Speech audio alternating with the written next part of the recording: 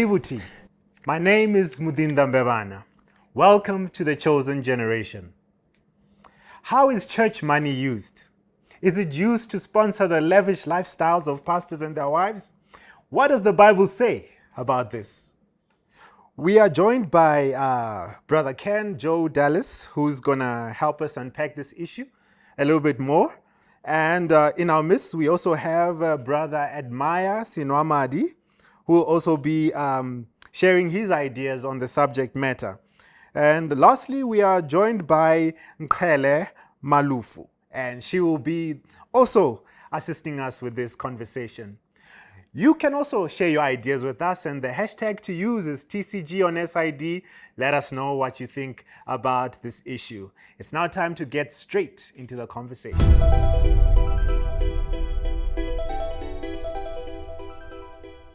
Actually, I don't think it has been done a good job actually in the church at large, especially when you're looking at local churches. Find that the money is going to conference general and going there. Don't want to say any, but yeah, I don't think it has done a good job like locally, especially local churches. Yeah. For maintenance, for pastors, yeah, money does a lot of things. For our buildings to look beautiful, it's money. We need money for all that. Yes.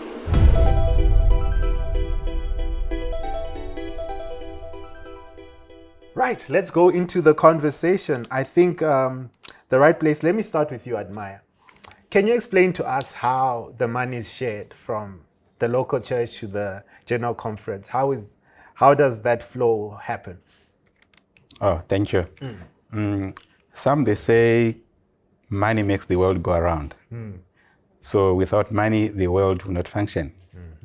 And the role of money in the church or in any organization is like the role of blood in a human's body. Without it, you are unable to function.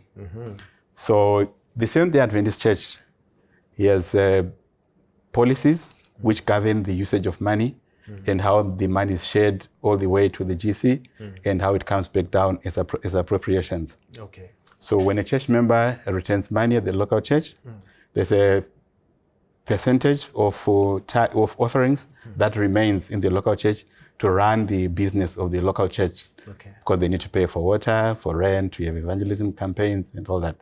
Tithe goes to the conference, and at the conference there is paid tithe of tithe to the union, and the union returns tithe of tithe to the division, and the division to the general conference. Okay. This money is used to take care of the church business. And in addition to that, when the money gets to the general conference looks at the need of resources at the divisions, the unions, and the conferences and the local churches. And it comes back down as appropriations that come from the general conference to take care of different programs that will be happening in the various organizations. Okay, that's interesting. It sounds like someone sat down to think very hard about this process. Maybe let me bring you in here, Ms. Malufu. Why is it important? Why do you think it's important for us, for there to be an education about tithing and offering and what it's used for? Or should we just remain ignorant and just let it people do whatever they want? Why should we be educated about it in the first place? Okay, it's important for us, for our church members to be taught about tithes and offerings because firstly, tithe is an act of worship. So if you're going to be a church member, coming to church every Sabbath or home worship as we have right now, it's still very important for you to also take the worshiping in tithes and offerings very seriously as the Bible prescribes. Also, tithes and offerings, as Admire has already said, facilitate the spreading of the gospel, which is our mission as the Adventist Church. From the General Conference down to the local church, our mission is to evangelize. And so the only way that we can actually do that is for us to return a faithful tithe so that we can have those kind of funds. Also tithes, it's important for us to learn and teach about tithes because it also reminds us, it also also reminds the membership that everything in the world belongs to God. This is why God says that the cattle on 1,000 hills are His. So everything belongs to God, and it is a reminder that whatever you receive, you have to return a faithful tithe back to God, because He is the giver of everything that we have. And lastly, I'd like to say that it's just also something that will encourage us to be benevolent, to know that whatever we have, it is important to also share or give to the next person.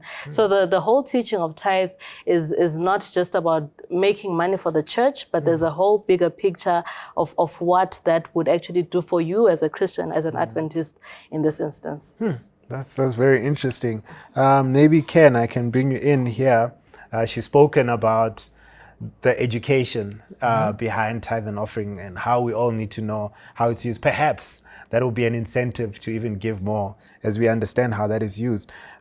Maybe you can go further now and give us a deeper explanation of its use specifically in the church. When the church receives the funds, how are they distributing it to run their projects? Maybe if you can clarify that aspect. So my colleagues already mentioned about how technically how it goes from the local church, it goes up to the local conference, up to the union, goes up all the way to the general conference.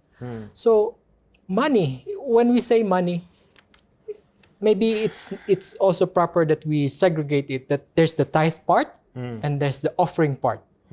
So now the tithe, the local church has no control of it. Everything should be passed through from the local church. It goes to the local conference. And then that's where Admire mentioned a tithe of tithe is given. It goes up, all the way up. So as in any organization and in any entity, whether it's a government, which is the bigger chunk of, like a bigger picture of it. So just like how a church works, it needs money as its blood.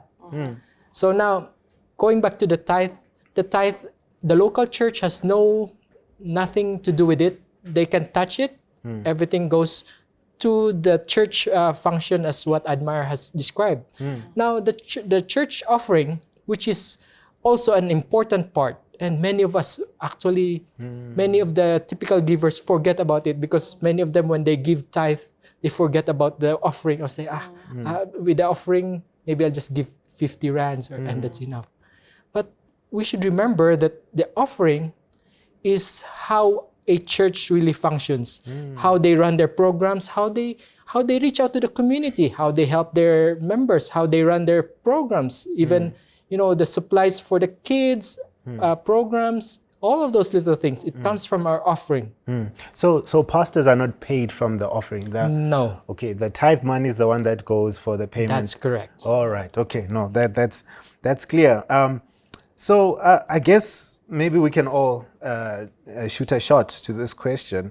Why then is the money not used for particular social development programs like bursary funds and stuff like that? Why don't we use the church money for whatever challenges we face, or the church faces in the community, or the community of the church faces, if you know what I mean? Why isn't that a thing? Maybe I can start with you, ma'am. Well, what are your views on that? Okay. To answer that, following up on what is just said, it's only the tithe that cannot be used for that. Okay. But the offering can be used for that. In fact, the offering is used for those kind of things. So if there's need, depending on the church budget, the local budget of how they have planned to distribute their funds, then those kind of issues that the community faces can be factored into the local church budget. Ms. Malufu just mentioned that the offering is used for the community. So maybe, Admire, you could give us examples on how this offering actually gets down to the common person in the community where the churches are based. Oh, thank you. There are quite a number of projects that the church does to plow the money back to the members. For example, in the SID, we have the Women's Ministries Bursary Fund, which is responsible for assisting girl children who are unable to afford to go to school. There's a bursary fund? Yes, indeed, we have Wow, women's ministries. women's ministries. Was it advertised? How come I don't know? Yes, it is advertised, and it's applied through the unions. Okay. And then the union will bring it up to the division. And the general conference and the division, they will contribute towards the payment of the fees for the girl child. Wow. Hey, what about the boys? Well, we are living in our setup where women have been disadvantaged. Yeah. So the church is also joining in to say let's empower the girl child so that they are able to compete with the boy child. Wow. Well, did you know there was a bursary fund for ladies in the church? I didn't know. Tell us what you think about it. TCG on SID, that's the hashtag to use. Share your views with us. We're going to a short break. Stay tuned. We'll be right back.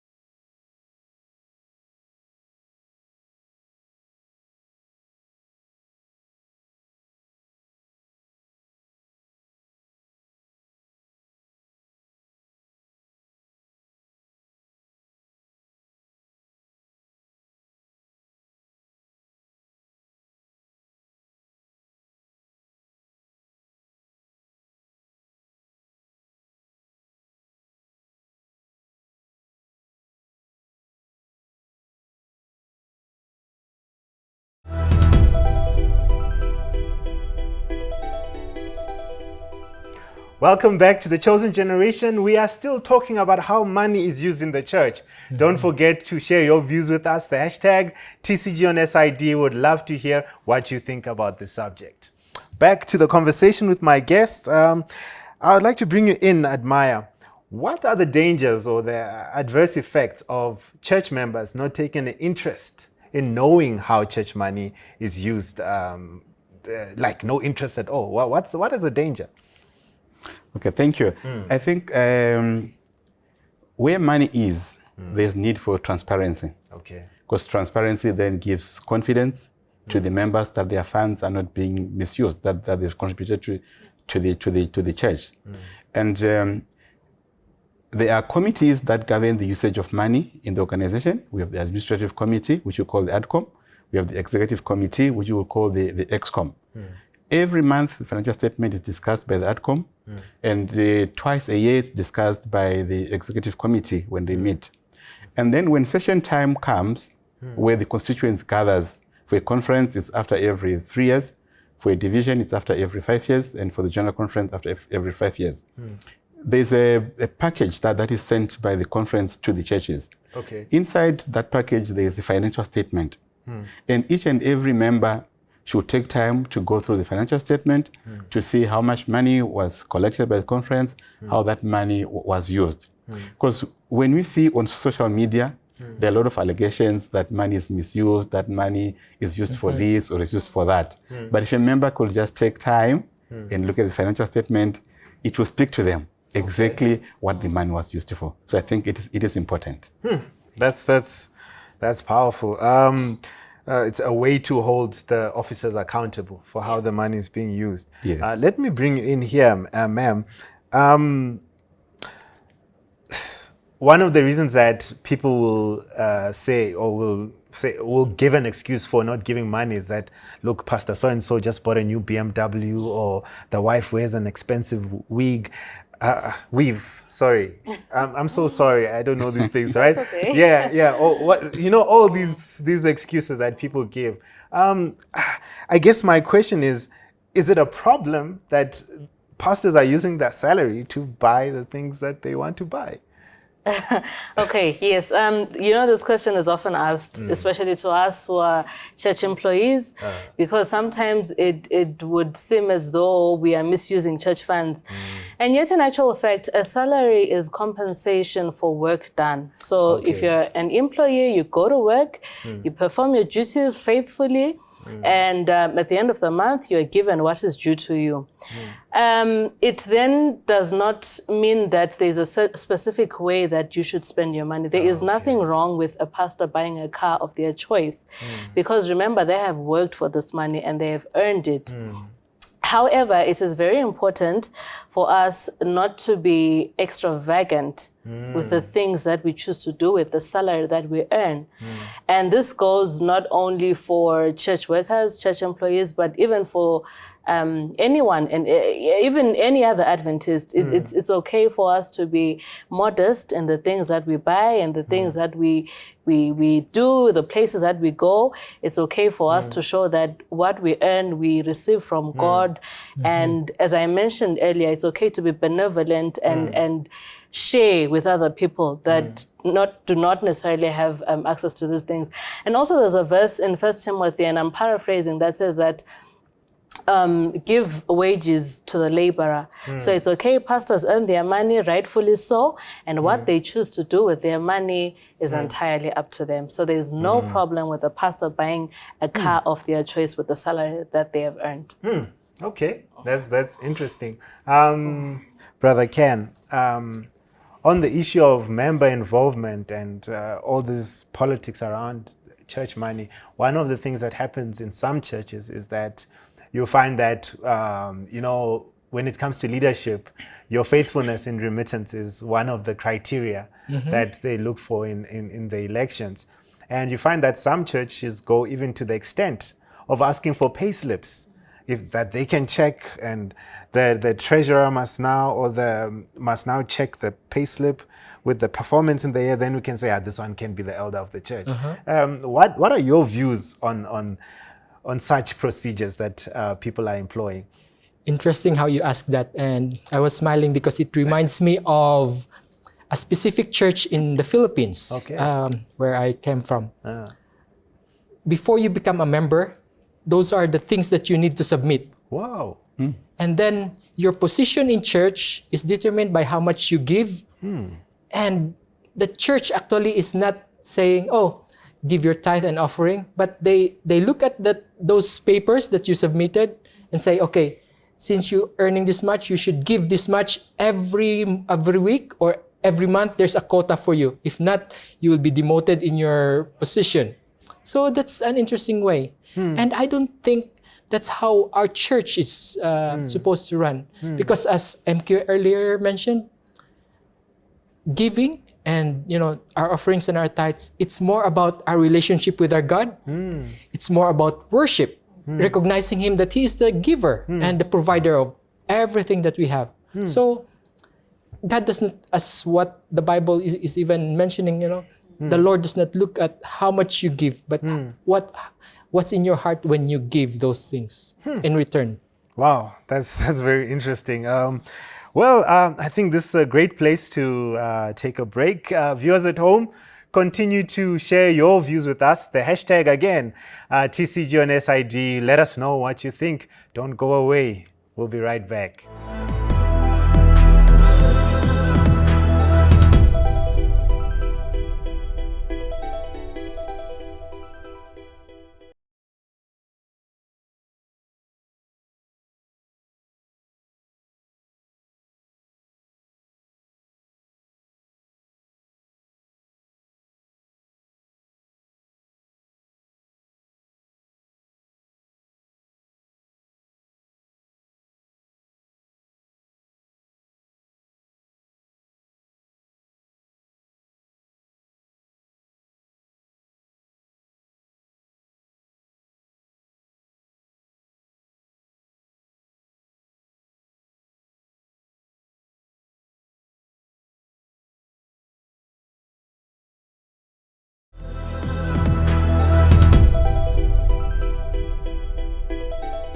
Welcome back to The Chosen Generation. We are still talking about the usage of money within the church. Share your views with us.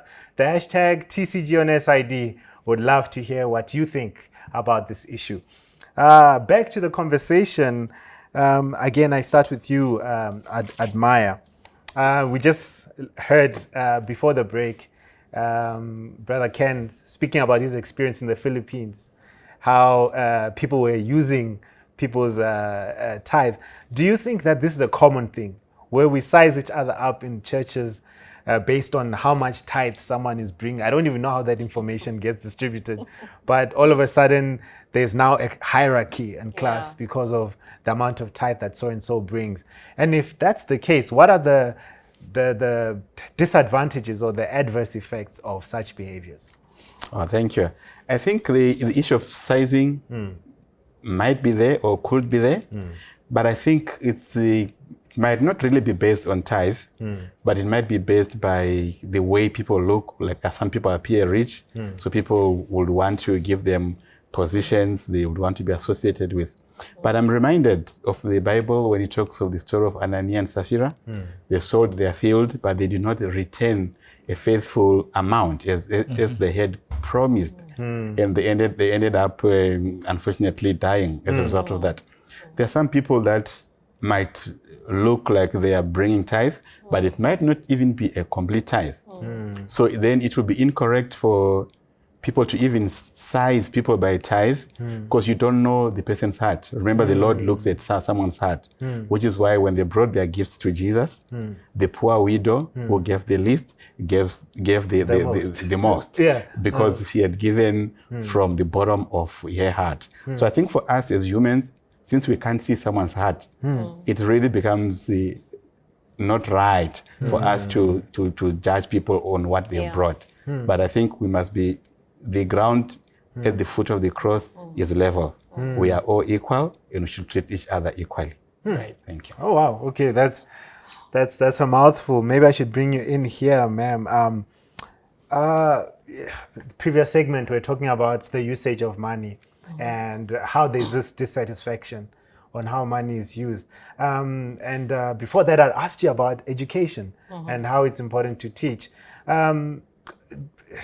Does the church use any of the money for disaster issues, when things happen in the society? What is the money even considered? Do they even consider that with the church money? Or what are your views on that? Okay, so the church does play an active role in terms of disaster management and so on. For example, there's a very important leg of the Adventist Church, which is ADRA. And ADRA takes care of those kind of situations and incidences. Not so long ago, you would recall there was a devastating scenario in Mozambique, parts of Zimbabwe and so on, where the cyclone hit hard and a lot of people lost their homes. So we saw ADRA participate in those places actively, providing shelter, even though it was temporary, providing food, providing clothing to the people that had actually lost their homes. So we have organizations like ADRA. At the same time, here at the SID, we also have a disaster relief fund that also does take care of those kind of situations. And not only disaster, we also have organizations, for example, in Bulawayo, we have a children's home, Quich Children's Home. So there's many places where the church is actually making an initiative to take care of hopeless, helpless situations using the church offerings. And again, I want to emphasize that we are not using tithes for these, because tithes are for a specific purpose, and yet offerings are what are then used to take care of these situations. Yes. That's wow. I think I love my church. Yes. Yeah, that's really great. Maybe we should have actually started with this question. The question I'm going to ask you, is there a biblical basis for tithes and offerings? Or are we just thumb sucking and No, when we look at it, we are always reminded, when we think of tithe, it's always the Malachi verse. And if we also study the Bible, the mention of tithe is really, in the Old Testament, it's more of the concept of tax. And interestingly, if you look at the New Testament, there's no specific mention of tithe. What it does say is in giving. So now, depending on where we want to go with this, but the one of the verses that I'm always reminded on when I think of this is Psalms 24:1. Okay. You know, it's not about how you tithe and how you give your offering. It's more of our interaction with money. Okay. Because, you know, our interaction with money should begin with acknowledging that everything belongs to God. And it is our act of worship when we give our money and our tithe and offering back to Him. That's really powerful. I don't know if you think we should read the text or people can. I would love to hear what it does say.